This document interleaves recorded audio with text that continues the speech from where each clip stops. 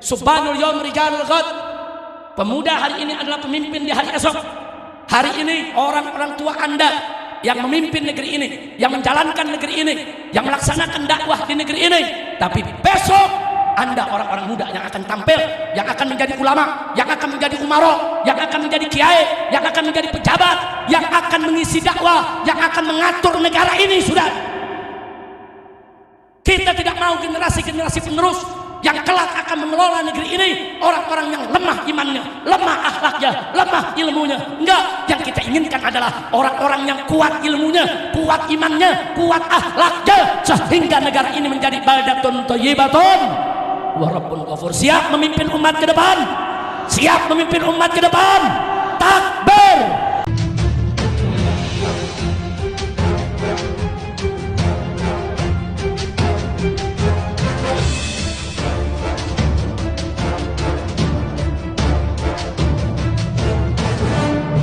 Ya ikhwan, untuk menyingkat waktu langsung saja saya ingin menyampaikan apa yang perlu disampaikan sesuai amanat beliau, amanat saya punya guru Al-Muhtaram Al-Mukarram Kiai Haji Syukran Ma'mun hafidhahullah ta'ala wa ra'ah. Biasanya kalau saya silaturahim Jumat, saya tidak pernah khutbah, saya juga tidak pernah menyampaikan sambutan. Nah, jadi di mana-mana saya nggak kasih sambutan. Baru sekarang nih hari kita kasih sambutan ya kawan. Alhamdulillah, karena ini merupakan imtithalan li amrul ustad. Syukran Ma'mun itu bukan hanya guru Anda tapi juga guru saya. Bukan hanya syekh bagi Anda tapi juga syekh bagi saya. Maka itu mematuhi perintahnya, mengikuti arahannya barusan itu merupakan kewajiban saya sebagai salah satu dari sekian banyak murid beliau. Mudah-mudahan dengan imtithalan di amrul ustadz ini Allah akan memberkahi kita semua. Amin ya rabbal alamin. Beruntunglah semua para santri, baik putra maupun putri yang mengikuti pendidikan di pondok pesantren Darur Rahmah. Pendidikan di pondok pesantren, saudara, sistem pendidikan pondok pesantren dari sejak dulu sampai hari ini belum ada yang bisa mengalahkan dari seluruh sistem pendidikan yang ada di dunia ya. Kenapa kita sampaikan sedemikian rupa? Karena kebanyakan sistem pendidikan yang ada di seluruh dunia dimanapun kita berada itu hanya mengedepankan taklim, pengajaran. Berbeda dengan pondok pesantren. Nah, pondok pesantren sejak ratusan tahun yang lalu bukan hanya mengedepankan taklim, tapi juga mengedepankan tarbiyah. Apa beda taklim dengan tarbiyah? Taklim pengajaran, hanya sekedar mengajar ya, dan itu dilakukan oleh sistem pendidikan di seluruh dunia, di mana saja, baik pendidikan agama maupun pendidikan umum, semua berpegang kepada sistem taklim, sistem pengajaran. Sedangkan pondok pesantren sejak awal berada di tengah-tengah umat Islam, di samping ada sistem taklim, sistem pengajaran, juga sangat memperhatikan sistem tarbiyah, yaitu sistem pendidikan. Jadi beda antara pengajaran dengan pendidikan. Kita berikan contoh yang simpel. Kalau dalam satu sekolah, murid diajarkan bagaimana cara sholat, diajarkan rukunnya, diajarkan sunnahnya, diajarkan tata caranya, itu namanya taklim, pengajaran, saudara. Adapun pulang dari sekolah, si anak tadi mau sholat nggak sholat, guru udah nggak terlibat lagi ya. Itu namanya taklim. Diajarkan di sekolah, dia pulang. Wallahu a'lam sampai di rumah apa dia amalkan, apa dia tidak amalkan. Kenapa? Karena tugas si guru hanya taklim, pengajaran aja. Tapi berbeda dengan pondok pesantren.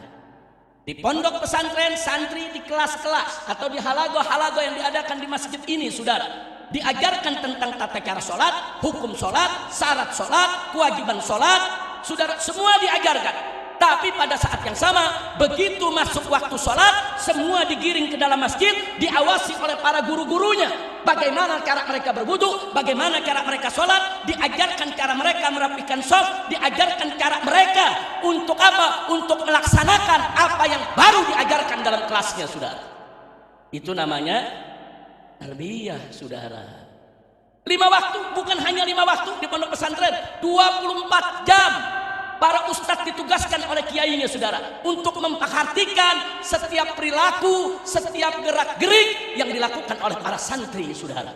Makanya dalam pondok pesantren ada muragib, ada pengawas-pengawas, saudara, baik pengawas yang ada di kelas maupun pengawas yang ada di kamar-kamar santri, pengawas yang ada di semua sudut pondok pesantren tersebut. 24 jam santri diawasi, santri dididik, santri diajarkan, saudara. Itulah yang dimiliki oleh pondok pesantren yang tidak dimiliki oleh sistem sekolah yang lain, saudara.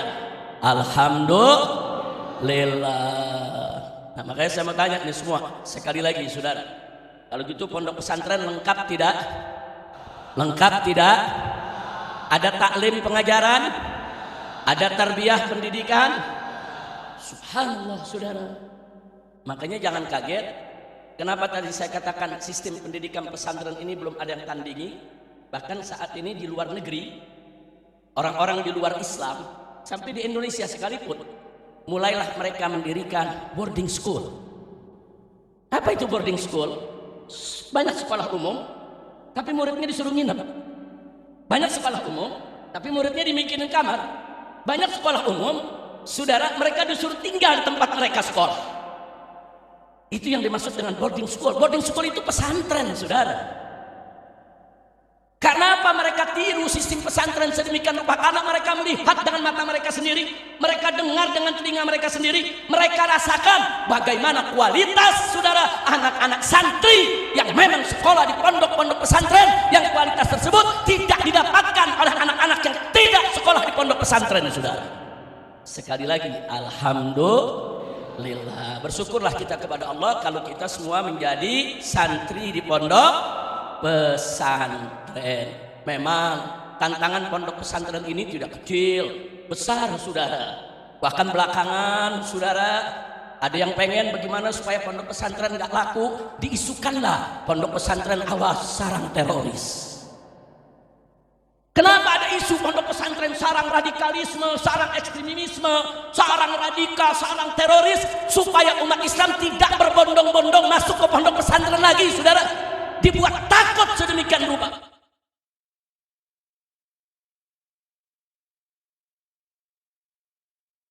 Saudara, mereka boleh berbuat makar, mereka boleh berbuat seenaknya memfitnah pondok pesantren, tapi saudara, Allah akan membalas makar mereka. Dan alhamdulillah sampai hari ini Allah tetap menjaga citra pondok pesantren di seluruh kita punya negeri, walaupun dihantam aneka ragam fitnah dan tuduhan. Alhamdulillah. Ada lagi cara-cara tidak sehat. Bagaimana supaya umat Islam rame-rame jangan masuk pondok pesantren? Saudara, ditakut-takuti, awas kalau masuk pondok pesantren nanti gila, pelajarannya susah. Diisuin gila, saudara. Ada yang bilang jangan belajar nahu bisa gila. Wah. Saudara, di sini ada Habib Hanif, saya punya menantu. Ada Habib Adwi, juga saya punya menantu, saudara. Dari kecil sampai hari ini mereka semua belajar nahu, enggak gila-gila, saudara. Saya mau tanya di pondok pesantren ini nahu diajarin enggak? Sorof diajarin enggak? Ada gila? Yang gila tuh yang nyari ilmu aneh-aneh, saudara. Kalau yang dicari ilmu yang aneh-aneh itu biasanya stres, depresi, gila. Betul? Tapi kalau yang nyari ilmu yang diridai Allah, bohong. Kalau orang gila karena mencari ilmu yang diridai oleh Allah Subhanahu wa ta'ala. Jadi itu semua tuh tuduhan-tuduhan miring tadi sebetulnya tujuannya satu, menggerogoti pondok-pondok pesantren. Maka itu waspada. Jangan mau kita diprovokasi untuk meninggalkan pondok pesantren. Betul? Saya mau tanya semua yang ada di sini, siap terus belajar di pondok pesantren? Cinta kepada pondok pesantren, siap nimba ilmu di pondok pesantren, siap jaga citra pondok pesantren. Takbir, sallu ala nabi. Nah, mudah-mudahan dengan kita di pondok pesantren Allah memberikan kita ilmu yang barakah. Ada lagi, saudara, Rumor-rumor di luar bilang apa? Jangan masuk ke pondok pesantren. Kenapa? Masa depannya suram. Enaknya masa depan suram. Saudara, yuk kita lihat. Anda periksa itu satu persatu orang-orang besar di seluruh Indonesia, saudara. Baik yang menjadi ulama-ulama besar maupun yang menjadi pejabat-pejabat tinggi, saudara. Dari pusat sampai daerah Anda periksa semua, ternyata banyak sekali yang merupakan jebolan-jebolan pondok pesantren. Alhamdulillah. Jadi jangan sembarangan sama pondok pesantren, saudara. Dari pondok pesantren ini banyak yang jadi menteri, banyak yang jadi jenderal, banyak yang jadi pejabat, banyak yang jadi kepala daerah, saudara, dan seterusnya dan seterusnya. Siapa bilang masuk pondok pesantren suram? Enggak betul. Maka itu saya mau tanya di sini, siap buktikan pondok pesantren tidak suram? Siap buktikan? Bagaimana cara kita buktikannya? Belajar yang betul, nuntut ilmu yang betul, saudara. Insya Allah, saudara, bukan hanya dunia, bahkan akhirat pun tidak ada kesuraman bagi santri-santri yang ikhlas belajar di pondok-pondok pesantren. Amin ya rabbal alamin. Lanjut. Ada lagi.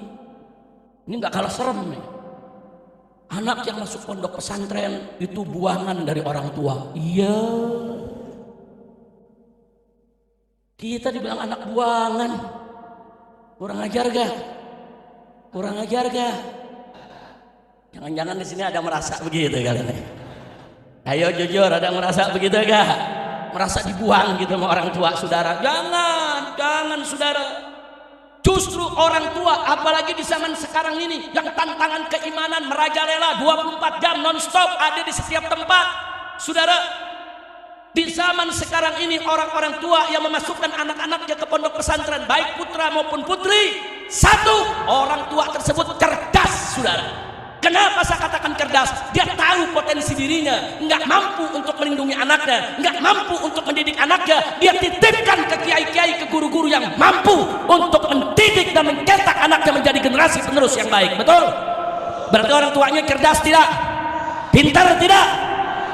Dia tahu ini tantangan kalau saya tidak masukkan anak saya ke pondok pesantren, sementara saya sibuk kerja di luar, saya sibuk cari nafkah untuk keluarga. Bagaimana akidah saya punya anak, akhlak saya punya anak? Bagaimana kalau lingkungan yang tidak baik, mereka yang membentuk daripada karakter anak saya? Oh, ini berbahaya. Kalau begitu saya cari pondok pesantren, biar kiai yang mendidiknya, kiai yang membentuknya. Itu namanya orang tua Alhamdulillah.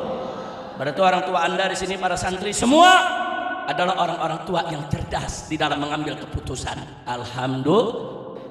Yang kedua, saudara, bukan hanya cerdas, peduli.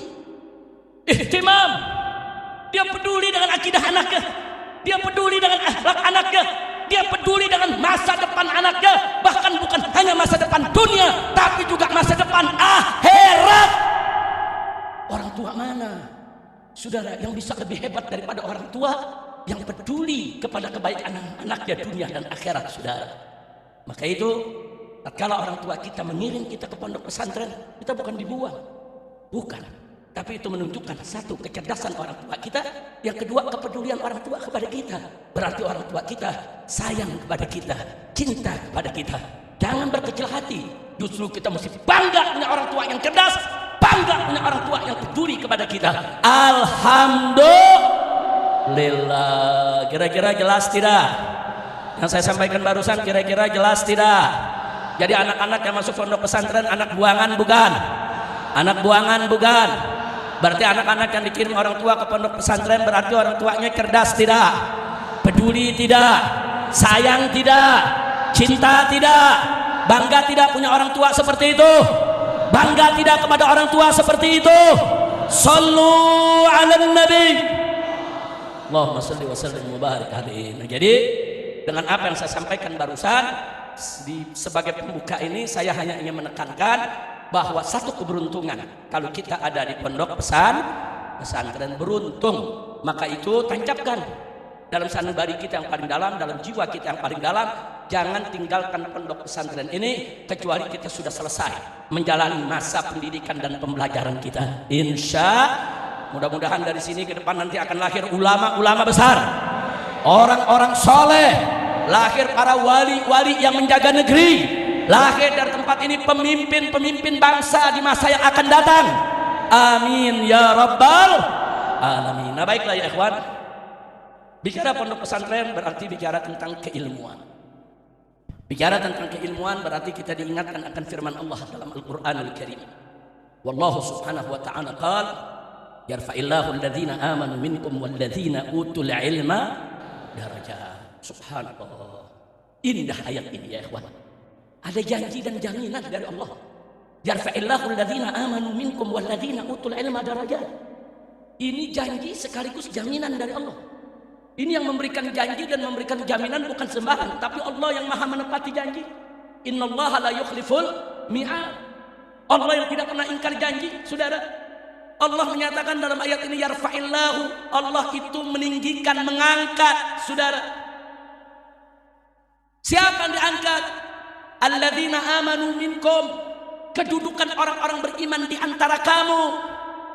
Kemudian berikutnya walladzina utul ilma darajat, dan orang-orang yang punya ilmu. Dari orang yang beriman dan berilmu, Allah jamin, Allah janji, saudara, mereka akan ditinggikan oleh Allah, dinaikkan derajatnya oleh Allah. Bukan sembarang dinaikkan, darajat, dinaikkan saudara beberapa derajat, bukan sekedar satu tingkat, dua tingkat, saudara. Artinya derajat mereka Allah tinggikan baik di dunia maupun di akhirat, saudara. Selama apa? Selama mereka ikat antara iman dengan ilmu. Jadi Allah dalam ayat ini tidak memisahkan antara iman dengan ilmu, saudara. Loh, kenapa nggak dipisahkan? Karena dengan iman kita didorong untuk menuntut ilmu, dan dengan ilmu, saudara, maka kita dijaga jangan sampai iman lepas dari kita punya diri. Jadi iman pendorong diri kita untuk menuntut ilmu, dan ilmu adalah penjaga iman kita supaya iman kita jangan merosot, tapi iman kita terus naik, saudara. Maka itu iman dan ilmu harus ada dalam diri kita. Karena kalau kita punya ilmu tanpa iman, wow, berbahaya, saudara. Nanti ilmunya bisa disalahgunakan, saudara. Dan iman tanpa ilmu juga berbahaya, saudara. Karena iman itu kalau tanpa ilmu nanti imannya akan merosot, dan pada saatnya nanti imannya bisa lepas. Na'udzubillah min dzalik. Maka itu iman dengan ilmu, saudara, harus senantiasa ada dalam diri kita.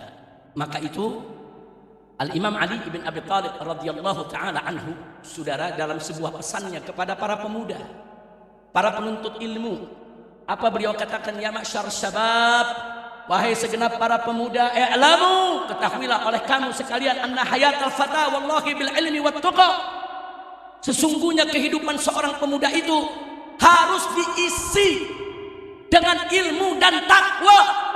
Wa idalam yakuna, kalau kedua perkara ini tidak ada, ilmu dan takwa tidak dimiliki oleh seorang pemuda, fala tibara bi hayatih, maka enggak ada artinya dia punya kehidupan. Subhanallah. Dan Sayyidina Ali bin Abi Thalib radhiyallahu ta'ala anhu wa karamallahu wajha, dalam menyampaikan amanat tadi kepada para pemuda, bukan sekedar buah bibir, tapi beliau buktikan dalam perilaku beliau. Karena sejak beliau kecil, beliau dipelihara langsung oleh Nabi kita Muhammad sallallahu alaihi wasallam. Beliau dididik langsung dalam rumah Nabi alaihi salatu wassalam. Dan semenjak muda, beliau selalu menuntut ilmu dan mengisi masa mudanya dengan iman dan takwa kepada Allah subhanahu wa ta'ala. Maka itu kepada para santri Darul Rahman yang saya cintai, yuk mari kita ikat ilmu yang kita tuntut di tempat ini dengan iman, dengan takwa kepada Allah. Karena iman dan takwa itu yang akan membawa keberkahan, yang akan memudahkan kita dalam menuntut ilmu, yang akan memudahkan kita dalam menghafal kewajiban-kewajiban kita, bahkan memudahkan kita untuk memahami hal-hal yang tadinya muskil menjadi mudah, saudara. Dengan apa? Dengan kekuatan iman dan takwa, sehingga ilmu kita menjadi manfaat, insya Allah. Apalagi Imam Syafi'i radhiyallahu ta'ala anhu, saudara, berpesan kepada murid-muridnya sesuai dengan pesan yang beliau dapat dari guru-guru beliau, di mana beliau mengatakan, mengingatkan untuk kita juga semua, al ilmu nurun fala tutfi'hu bil maksiyah. Ilmu itu adalah cahaya, dan jangan sekali-kali kau padamkan cahaya tersebut dengan maksiat. Jadi kalau ada pertanyaan, kenapa sih ada orang belajar susah? Karena banyak maksiat. Kenapa sih orang menghafal susah? Karena banyak maksiat. Kenapa sih di dalam memahami persoalan kok jadi susah? Karena banyak maksiat. semakin banyak maksiat, semakin sulit ilmu itu bisa manfaat, saudara. Tapi manakala orang isi hidupnya dengan iman dan takwa kepada Allah, menjauhkan diri dari maksiat, maka ilmunya akan manfaat. Dia akan mudah menuntut ilmu, mudah menghafal daripada matan-matan yang diberikan tugas oleh para gurunya, bahkan mudah untuk memahami berbagai persoalan sulit dalam pelajaran agama, saudara. Kuncinya adalah, saudara, ilmu itu cahaya, jangan kita padamkan dengan maksiat. Ini pesan dari Imam Syafi'i radhiyallahu ta'ala anhu yang beliau dapatkan dari guru-guru beliau, saudara. Nah, karena itu sebelum saya akhiri, sebelum saya tutup, saudara, yuk kita buat satu perbandingan situasi kondisi zaman para ulama salaf dan di zaman kita sekarang ini. Saudara, di zaman ulama salaf kita dulu, Al-Quranul Karim, mushaf Al-Quran, siapa yang ingin punya mushaf, dia harus nulis sendiri. Karena dulu nggak ada percetakan, nggak ada mushaf Al-Quran, Quran diperjualbelikan. Maka itu para ulama salaf dulu dididik oleh orang-orang tua mereka. Dari mulai mereka kecil pertama kali belajar agama, mereka diwajibkan untuk menghafal Quran dulu, saudara. Supaya Al-Quran itu ada di kepala dia, supaya Al-Quran itu ada dalam diri dia. Saudara, termasuk Al-Imam Syafi'i radhiyallahu ta'ala anhu, umur 7 tahun sudah hafal Quran 30 juz. Dan itu terjadi kepada ulama-ulama besar. Hampir semua dulu bukan ulama kalau belum hafal Quran 30 juz, saudara. Di zaman ulama salah. Sebab kalau mereka tidak hafal Quran, mereka akan kewalahan untuk mencari ayat Quran. Saat itu Al-Quran, saudara, belum dicetak. Belum seperti zaman ini yang di Android dengan mudah kita mencari ayat Al-Quran, saudara. Dulu mencari ayat Al-Quran, mereka mesti cari di kepala mereka, di dada mereka, lewat hafalan mereka, saudara. Apalagi hadis. Kalau mereka mau cari hadis, saudara, ulama-ulama salaf kita dulu harus berjalan dari satu negeri ke negeri lainnya, yang perjalanan tersebut bisa berbulan-bulan mereka cari, saudara. Bagaimana perjalanan Al-Imam Al-Bukhari, bagaimana perjalanan Al-Imam Muslim, saudara, dalam mengumpulkan hadis, saudara. Ketika itu Sahih Bukhari belum ada, Sahih Muslim belum ada, kitab-kitab hadis belum ada, saudara. Jadi betapa kita lihat di zaman tersebut, tantangan untuk menguasai ilmu pengetahuan begitu sulit. Sulit, saudara. Sarana prasarananya tidak mudah. Tapi ajaibnya, saudara, ajaibnya di zaman yang serba sulit tersebut mampu melahirkan ulama-ulama kaliber dunia yang menguasai berbagai disiplin ilmu agama, saudara. Lihat Al-Imam Syafi'i, saudara, mahir dalam tafsir Quran, mahir dalam ilmu fikih, mahir dalam ilmu hadis, saudara. Lihat Al-Imam Syafi'i, bahkan beliau termasuk yang meletakkan ilmu usul fikih. Zaman yang serba susah mampu melahirkan seorang manusia sekelas Al-Imam Asy-Syafi'i. Zaman yang serba susah mampu melahirkan Imam Abu Hanifah, Imam Malik, Imam Ahmad, saudara. Subhanallah. Sekali lagi, dulu ulama-ulama salaf kalau sudah punya ilmu lengkap, jadi rata-rata mereka ya mufassir, ya muhaddits, ya mu'arrikh, ya lughawi, saudara, lengkap ada di diri mereka. Padahal zaman itu serba sulit. Tapi sekarang yuk kita kembali ke zaman kita sekarang ini. Masya Allah. Di zaman sekarang ini, walaupun kita tidak hafal Al-Quran, mencari ayat Quran mudah, saudara. Hanya modal HP, Android, ada aplikasi Quran, mau cari ayat apa saja, tinggal ditulis ujung ayat, pertengahan ayat, satu kata, keluar itu ayat, saudara. Oh, ayat itu ada di surat Anu, surat nomor kesekian, ayat kesekian, langsung keluar. Bukan hanya ayat Quran, saudara. Hadis-hadis, saudara, udah ada di Android sekarang. Tinggal kita tulis satu hadis, katakan innamal a'malu binniyat. Ini hadis ada di mana? Langsung keluar. Ini hadis ada di kitab Anu halaman sekian, kitab Anu halaman sekian, kitab Anu nomor hadisnya sekian. Keluar semua informasinya, saudara. Subhanallah. Ini zaman ini serba mudah. Enggak sesulit zaman para imam dulu, saudara. Enggak sampai di situ. Bahkan saat ini, saudara, ada maktabah syamilah yang memuat yaitu 10.000 kitab lebih. Kitab fikihnya, kitab hadisnya, kitab tafsirnya, kitab tarikhnya, kita hanya tulis sedikit ibarat, saudara. Satu kalimat bahkan satu kata sekalipun langsung ditunjukkan ada di mana saja kata-kata tersebut tercantum dalam kitab-kitab tadi, saudara. Artinya zaman kita sekarang kita serba mudah. Alhamdulillah. Mestinya kalau pakai logika di zaman yang serba mudah ini mestinya mampu melahirkan bukan lagi satu Imam Syafi'i, mestinya mampu melahirkan 1000 Syafi'i, saudara. Mestinya, karena sekarang serba mudah. Tapi faktanya ternyata di zaman yang serba canggih, yang serba hebat, serba mudah belajar, tidak mampu untuk melahirkan, jangankan seorang Syafi'i, setengah Syafi'i tidak ada. Subhanallah. Kenapa? Karena perlu kita jawab pertanyaan kenapa? Ada apa? Bahkan di zaman sekarang ini kalau ada ahli tafsir aja keahlian. Bicara hadis nggak bisa. Ada ahli hadis saja. Bicara fikih nggak paham dia. Tapi zaman dulu ulama-ulama lengkap, komprehensif ilmunya, saudara. Hampir semua bidang. Kita lihat lagi Imam Suyuti, saudara. Imam Suyuti mengatakan apa? Dia bersyukur kepada Allah. Aku bersyukur kepada Allah. Aneka ragam ilmu aku diberikan oleh Allah. Ilmu apa yang beliau nggak punya?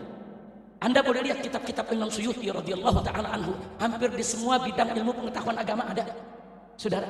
Di usul fikih ada, saudara. Kemudian di fikih ada, di tafsir ada, di tarikh ada, di hadis ada, saudara. Kitab apa nggak dimiliki oleh Imam Suyuti? Sampai-sampai beliau mengatakan kalau aku ingin menjadi seorang mujtahid mutlak untuk bangun mazhab sendiri aku bisa. Orang ilmunya udah lengkap kok ada. Tapi beliau lebih suka mengikuti mazhab Imam Syafi'i. Kenapa? Agar beliau tidak memulai mazhab dari nol lagi, saudara. Jadi apa yang sudah diijtihadkan oleh Al-Imam Syafi'i dan imam-imam sebelumnya itu beliau jaga. Apa-apa yang belum digali, beliau gali, saudara. Jadi beliau tidak membuang waktu untuk menciptakan mazhab baru, saudara. Subhanallah. Saudara, kembali ke pertanyaan tadi. Kenapa di zaman yang serba susah melahirkan Imam Syafi'i, Imam Suyuti, Imam Nawawi, Imam Ibn Hajar Haythami, Ibn Hajar Asqalani, melahirkan imam-imam yang luar biasa, saudara. Kenapa di zaman kita nggak melahirkan imam-imam sekelas itu, saudara? Jawabnya itu tadi. Manakala maksiat merajalela di sekitar kita, saudara, keberkahan akan berkurang. Makin banyak maksiat, makin sedikit keberkahannya. Sebaliknya, makin sedikit maksiat, semakin besar berkahnya, saudara. Di zaman para ulama salaf kita dulu, saudara, dengan segala kelebihan dan kekurangannya, para khulafa, para khalifah umat Islam ketika itu menerapkan hukum Islam di tengah-tengah kehidupan bermasyarakat, memakmurkan masjid, saudara, memakmurkan sedekah, saudara, menjaga hukum Islam sehingga keberkahan itu, saudara, merata kemana-mana, sehingga para ulama-ulama salaf kita di dalam menuntut ilmu tidak terganggu dengan maksiat yang merajalela. Subhanallah. Sementara kita sekarang ini, saudara, maaf, kitanya udah nggak mau maksiat yang masuk ke kantong kita lewat HP, saudara. Kita udah nggak mau maksiat yang lewat depan rumah kita. Kita udah nggak mau maksiat, bahkan maksiatnya yang masuk ke rumah kita, saudara. Bahkan kita udah nggak mau maksiatnya masuk ke kamar pribadi kita, saudara. Lewat handphone, lewat medsos, saudara. Lewat berbagai macam informasi maksiat itu masuk, dirusak mata kita, dirusak telinga kita, dirusak hati kita, dirusak jiwa kita, sehingga zaman ini sulit melahirkan ulama-ulama sekelas Imam Syafi'i dan lainnya, saudara. Nah, tapi bukan berarti itu membuat kita harus putus asa, tidak. Saya menyampaikan di sini bukan berarti zaman ini mustahil melahirkan ulama-ulama kaliber dunia, tidak, saudara. Alhamdulillah dari Indonesia ini banyak sekali ulama-ulama kaliber dunia, saudara.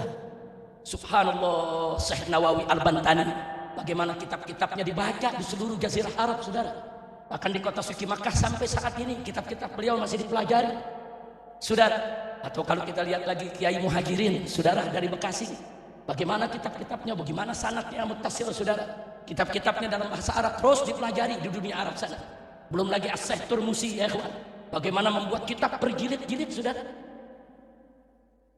Enggak sampai di situ aja, saudara. Bahkan yang belakangan ada Syekh Yasin Fadani, saudara. Sampai ulama-ulama sedunia datang kepada beliau di kota Mekah hanya ingin ngambil sanad beliau dalam aneka ragam hadis. Karena beliau punya periwayatan hadis semuanya muttasil. Bukan sekedar beliau baca dari kitab, saudara, tapi beliau dapat dari gurunya, gurunya dapat dari gurunya, gurunya dapat dari gurunya, sampai kepada sumber hadisnya, saudara. Ulama Indonesia. Jadi bukan nggak mungkin. Kalau ulama-ulama di zaman ini juga bisa melahirkan, zaman ini bisa melahirkan ulama-ulama kaliber dunia. Walaupun mungkin kualitasnya tidak sehebat Imam Syafi'i, tidak sehebat Imam Malik, tapi paling tidak dia bisa mendunia dan ilmunya bisa bermanfaat untuk seluruh umat Islam dimanapun mereka berada, saudara. Caranya bagaimana? Nah, salah satu caranya, saudara, duduk di pondok pesantren. Karena begitu Anda keluar dari pondok pesantren ini, di luar sana, saudara, tantangan keimanan, tantangan akhlak, aneka ragam maksiat itu merajalela, saudara. Tapi begitu Anda masuk ke pondok pesantren, berarti Anda masuk ke Hisnul Mani, Anda masuk ke satu benteng yang kokoh, dijaga oleh kiai kita, dijaga oleh guru-guru kita, dijaga oleh aneka ragam zikir dan wirid, dijaga oleh aneka ragam hizib, dijaga, saudara, supaya Anda tidak mudah dikotori oleh maksiat, tidak mudah dinodai dengan maksiat, supaya jiwa Anda bersih, lebih siap untuk menuntut ilmu agama. Insya Allah. Makanya tidak salah kalau pondok pesantren melarang santrinya membawa handphone, kalau pondok pesantren melarang santrinya menonton televisi, jangan bilang itu pondok pesantren kuno. Bukan, itu memang cara pondok pesantren bagaimana melindungi Anda, menjaga Anda, membentengi Anda, supaya Anda bisa belajar dengan leluasa tanpa halangan, supaya cahaya ilmu yang Anda sedang timba, saudara, terus menerangi jiwa kita, akal pikiran kita, diri kita, sehingga kita bisa mendapatkan ilmu yang manfaat. Kira-kira jelas tidak? Jelas tidak? Saya mau tanya jujur, pondok pesantren peraturannya ketat tidak? Jujur, ketat tidak? Ketat tidak? Jangan panik, jangan kalau ketat tahu-tahu pengen pulang. Nggak enak, nggak bisa nonton TV, pulang aja. Nanti orang tuanya datang, nggak enak di sini mah. Makanannya tempe terus. Di pesantren nggak depan Kentucky melulu, mana ada kita ya saudara. Jangan. Di pesantren ini adalah masa perjuangan kita.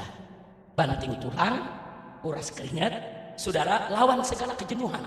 Nanti begitu Anda sudah lulus, baru Anda tahu, alhamdulillah, ternyata dulu saya masuk pondok pesantren, selamat akidah saya, selamat akhlak saya, selamat jiwa saya. Sekarang belum berasa. Begitu Anda sudah lulus, baru Anda akan merasakan betapa nikmatnya di pondok pesantren. Alhamdulillah. Nah, maka itu saya mau tanya sebelum saya akhiri semua di sini, untuk mendapatkan ilmu yang manfaat, siap tahan banting, siap tahan banting, siap belajar yang betul di pesantren ini, betul, takbir. Nah, jadi kalau udah ceramah begini, jangan besok ada minta pulang ya. Ada gak yang minta pulang? Jujur, ada gak yang minta pulang? Mana orangnya? Ayo jujur, ada gak yang gak betah? Ada gak yang gak betah? Memang saudara, saat kita ke pesantren ada hal-hal yang mungkin kita kurang enak, hal-hal yang mungkin kita kurang. Ya kenapa? Karena hawa nafsu itu menginginkan serba senang, serba enak, saudara. Sedangkan menuntut ilmu, kita harus merasakan pahitnya, saudara. Nah, jadi jangan lupa, berakit-rakit ke hulu, berenang-renang ke tepian, bersakit-sakit dahulu, bersenang-senang kemudian. Jadi kalau Anda mau senang di depan, senang dunia, senang akhirat, bersakit-sakit dulu di pondok pesantren, bersusah payah dulu di pondok pesantren, berjuang, banting tulang, kuras keringat, belajar yang betul. Tugas Anda di sini hanya belajar serta ibadah kepada Allah, saudara. Anda tidak ditugaskan untuk mencari uang. Orang tua yang mencari uang, orang tua yang mencari nafkah, orang tua yang banting tulang, orang tua yang kuras keringat, orang tua yang bayar ke pondok pesantren dengan harapan anaknya akan jadi orang yang manfaat, anaknya akan menjadi orang pintar, anaknya akan menjadi orang soleh. Maka itu yuk jadi anak yang soleh, jangan kecewakan harapan orang tua kita. Setuju? Siap bahagiakan orang tua, siap penuhi harapan orang tua. Takbir, sallu ala nabi. Nah, itu yang saya mau sampaikan, saudara. Jadi hari ini saya hanya ingin memberikan motivasi, jangan tinggalkan pondok pesantren, karena pondok pesantren, saudara, ini tempat penuh keberkahan. Ini tempat di mana iman kita dibentengi, akhlak kita dibentuk, saudara, dan masa depan kita juga akan datang dari pondok pesantren ini, saudara. Enggak usah khawatir. Imam Syafi'i pernah mengatakan, man arada dunya fa alaihi bil ilm, wa man arada al akhirah fa alaihi bil ilm, wa man araduhuma fa alaihi bil. Siapa yang mau dunia, jadi wajib punya ilmu. Siapa yang mau akhirat, ya tuntut ilmu dong. Yang mau dunia akhiratnya senang, ilmu. Ilmu itu miftahus sa'adah fid dharain. Ilmu itu merupakan kunci kebahagiaan dunia dan akhirat, saudara. Ilmu.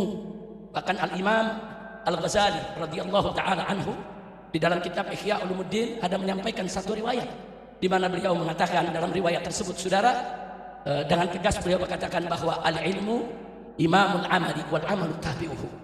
Ilmu itu adalah imam dari amal perbuatan, sedangkan amal perbuatan itu adalah makmumnya. Amal perbuatan kita itu bermakmum kepada ilmu, saudara. Ilmu yang menjadi imam, ilmu yang menuntun, saudara. Tapi sebagaimana saya katakan tadi, kalau ilmu mau manfaat, dia mesti diikat dengan iman. Karena ilmu kalau nggak diikat dengan iman berbahaya, saudara. Ilmu ini berbahaya. Nah, maka itu ikatlah ilmu itu dengan iman. Nah, kalau ilmu diikat dengan iman, kemudian diperkuat dengan takwa, maka ilmunya akan manfaat. Amin ya rabbal alamin. Nah, sebagai penutup, akhirnya saya ingatkan kepada semua santri yang ada di sini. Subhanul yawm rijalul ghad. Subhanul yawm rijalul ghad. Pemuda hari ini adalah pemimpin di hari esok. Hari ini orang-orang tua Anda yang memimpin negeri ini, yang menjalankan negeri ini, yang melaksanakan dakwah di negeri ini. Tapi besok Anda orang-orang muda yang akan tampil, yang akan menjadi ulama, yang akan menjadi umaro, yang akan menjadi kiai, yang akan menjadi pejabat, yang akan mengisi dakwah, yang akan mengatur negara ini, sudah. Kita tidak mau generasi-generasi penerus yang kelak akan mengelola negeri ini orang-orang yang lemah imannya, lemah akhlaknya, lemah ilmunya. Enggak, yang kita inginkan adalah orang-orang yang kuat ilmunya, kuat imannya, kuat akhlaknya, sehingga negara ini menjadi baldatun thayyibatun wa rabbun ghafur. Siap memimpin umat ke depan, siap memimpin umat ke depan. Takbir. Nah, begitu pupuk diri Anda dari pondok pesantren ini, pupuk. Anda enggak ada kewajiban saat ini cari nafkah, cari duit, enggak. Kewajiban Anda bahagiakan orang tua, belajar yang benar. Hormati guru-guru kita, cintai guru-guru kita, cintai kiai kita, saudara. Enggak ada manfaatnya, enggak berkah. Kalau Anda belajar tapi enggak hormat sama guru, Anda belajar tapi enggak cinta sama kiai, enggak bakal berkah kita punya ilmu, saudara. Nah, saya yakin insya Allah ke depan di antara Anda di sini besok akan ada yang jadi ulama besar, akan ada yang menjadi pemimpin di Indonesia, akan ada yang menjadi umara, ulama, tujar, akan banyak orang yang menjadi mujahidin untuk menegakkan kalimat Allah Subhanahu wa taala. Amin ya rabbal alamin. Akhirnya kita mohon kepada Allah Subhanahu wa taala, yaitu kita mohon kepada Allah segala keberkahan, segala kebaikan di dunia maupun di akhirat.